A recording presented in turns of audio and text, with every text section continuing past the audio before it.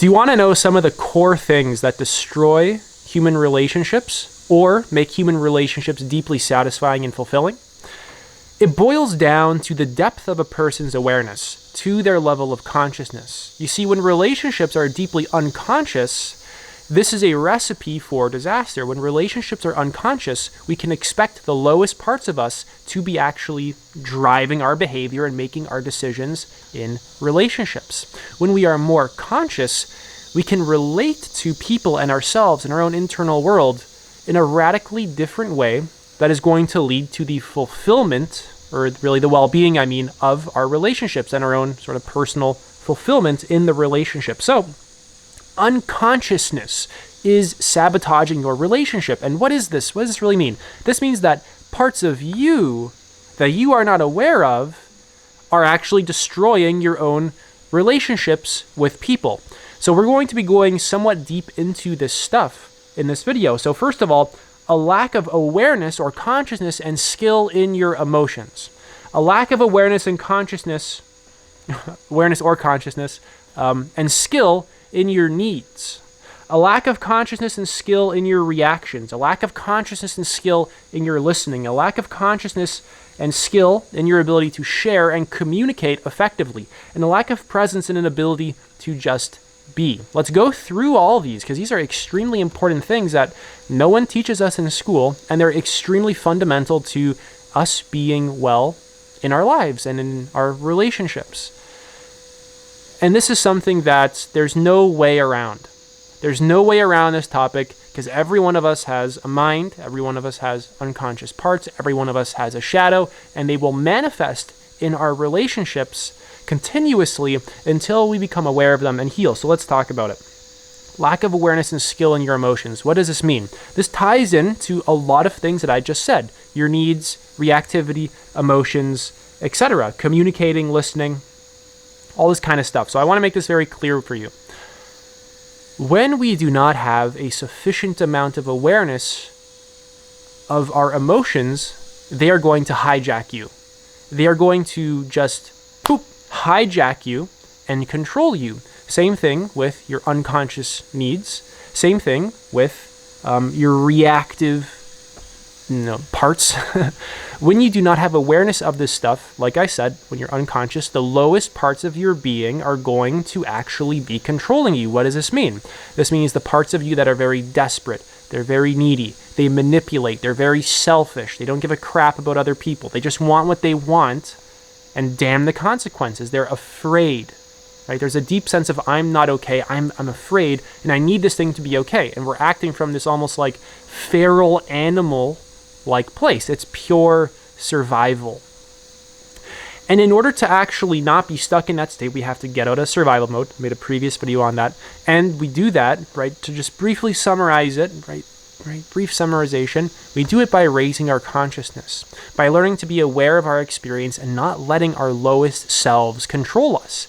We learn to actually be present with our emotions, how to just simply feel them and let them be there, how to communicate them in a direct way, not in a way that is blaming or aggressive, but purely non-violent, in a way that establishes empathic connection, right, a pure felt sense of connection to the other person.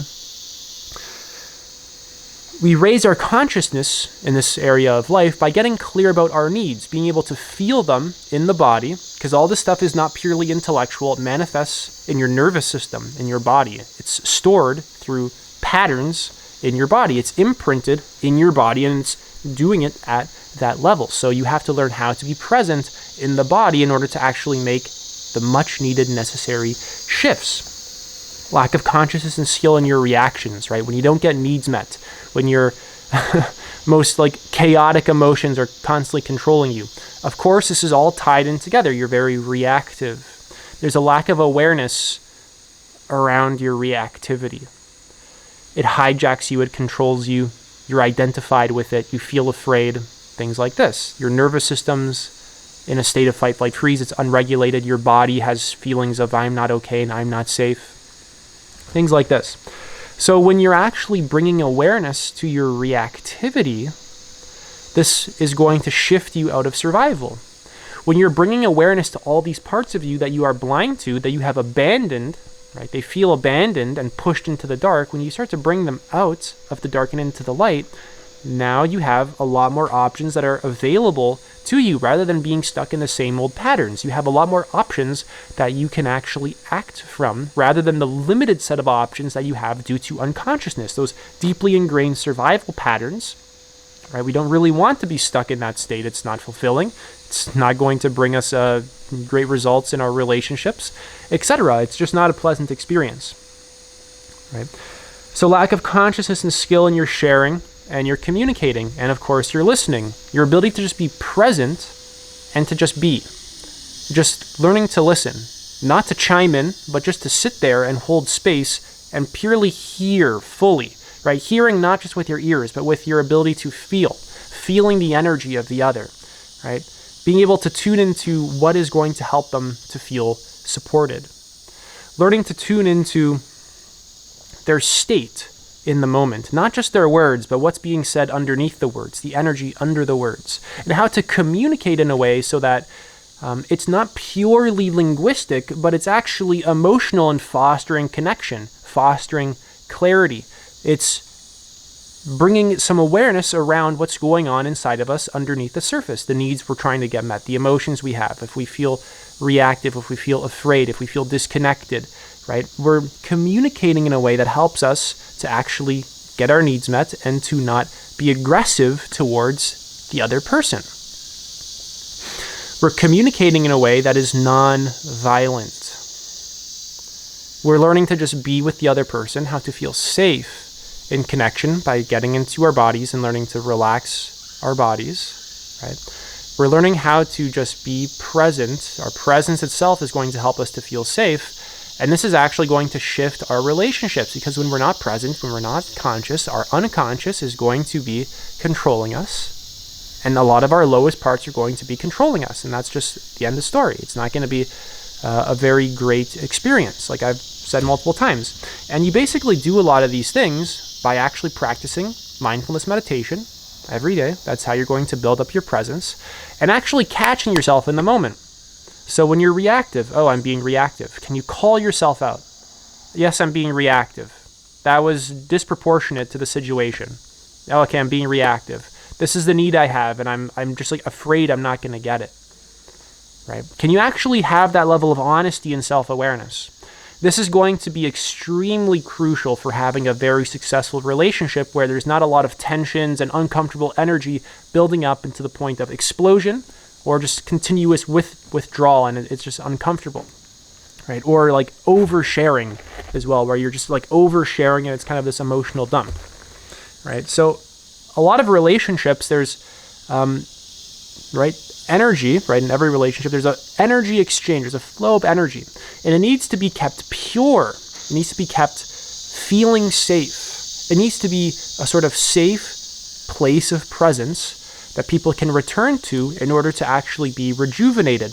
And of course, things change, right? And it actually needs to be maintained. So when there's a lack of an ability to see what's going on underneath the surface inside of us, when there's a lack of ability to listen and to communicate what's actually going on under the surface inside of us and to identify it clearly and share it skillfully, the relationship gets toxic. Resentment builds up, right? There's a buildup of energy that's not being addressed that's going to either lash out, right? It's going to just explode, or we're going to share in the sort of like emotional dumping fashion, and it's going to just not actually be a very pleasant experience for anyone. Because the energy has to go somewhere. It's going to burst at some point, so either we're going to just explode, or there's going to be this continuous sharing in a way that actually does not foster safety or connection. It's going to just, it just fundamentally lacks skill. So trauma, wounding, and a lack of self-actualization and consciousness work simply destroys relationships. It's actually impossible to have very good relationships while being unconscious. This doesn't mean that, everyone's relationships are just absolutely horrible all the time or anything like that, right? There's a whole spectrum going on here. But the more you are to the unconscious and low consciousness side of the spectrum, the worse off your relationships are going to be, because you're going to be fundamentally a bit more narcissistic. You're going to be more self-absorbed. you're going to basically be controlled by forces that you are not aware of, which are going to be completely dedicated to your own self-preservation and survival at the expense of everyone and everything else, kind of like a cancer. Of course, you don't really want that in your relationships. Unconscious relationships are unfulfilling because they're simply ran by fear. They're ran by, I'm not okay, I don't feel okay. They're ran by shadow material, right? What's been repressed and unconscious inside of us. Conscious relationships are fulfilling because they're motivated by becoming your best self, by self-actualizing, by raising your consciousness, by transcending yourself, by deepening presence, by healing, things like this. So it's actually about to start raining and completely pouring any second now. So I'm going to end off the video here, right? Brief summary. The thing is if you can actually become more conscious of your emotions, your needs, your relationship to these things, your reactions, your ability to have fantastic relationships is going to radically increase. I recommend picking up books on every single thing I mentioned in this video: listening, communicating, emotions, needs, boundaries, reactions, etc. Go on the therapy and healing section of my free book list. Go on the psychology section. I have incredible information there. Other than that, I recently created an online community where I'm doing group coaching. You can join me there. Links in the pinned comment. I also do one-to-one coaching. So if you want some deep, some deep work to happen between us, right? Deeply transformative and transformational, you can basically apply to do that. Link is in the pinned comment. Other than that, let me know what you think about all this. Share in the comment down below. Take it easy.